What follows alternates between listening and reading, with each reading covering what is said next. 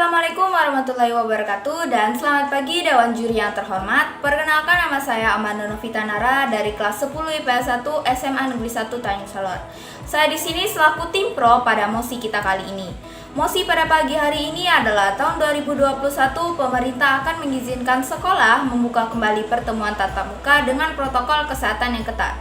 Sebelum kita masuk pada tahap argumen saya ingin menjelaskan dua kata kunci pada mosi kita pagi ini, yaitu protokol dan tatap muka. Pertama, yaitu protokol. Protokol adalah aturan atau standar yang mengatur suatu hal, dan yang kedua yaitu tatap muka.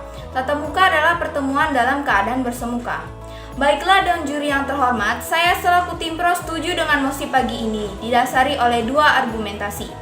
Yang pertama adalah mengenai belajar di rumah yang tidak efektif. Berdasarkan riset yang dilakukan oleh pimpinan wilayah Ikatan Pelajar Muhammadiyah di Yogyakarta yang dipublikasikan dengan judul Persepsi Belajar di Rumah menurut pelajar dan mahasiswa di Yogyakarta mendapatkan hasil bahwa hanya 7,8% merasa belajar dari rumah efektif. Sementara itu 57,1% responden merasa cukup efektif dan sebanyak 35,1% merasa tidak efektif. Hal ini disebabkan oleh berbagai faktor, mulai dari minimnya interaksi antara pengajar dan siswa, sehingga penjelasan yang tidak memadai saat pembelajaran via daring.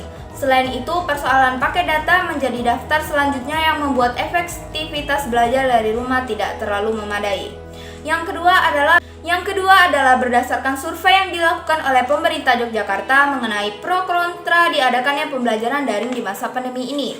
Didapatkan hasil sebanyak 70% siswa setuju apabila dilakukan pembelajaran tatap muka dan 30% lainnya setuju jika diadakan pembelajaran secara daring di masa pandemi ini.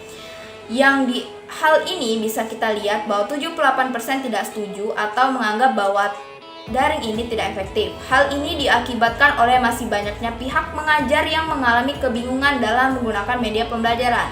Munculnya stres dan tekanan yang dipicu oleh rasa bosan karena metode pembelajaran yang dilakukan monoton dan ketidakmerataannya akses di berbagai daerah yang mengakibatkan banyaknya siswa yang susah dalam mengakses jaringan. Dua argumen saya di atas dapat disimpulkan bahwa pembelajaran secara daring itu tidak efektif, sehingga pembelajaran tatap muka harus dilakukan dengan syarat dilakukannya protokol kesehatan yang ketat.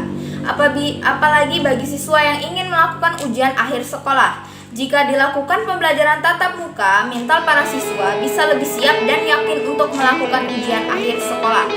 Sekian, terima kasih.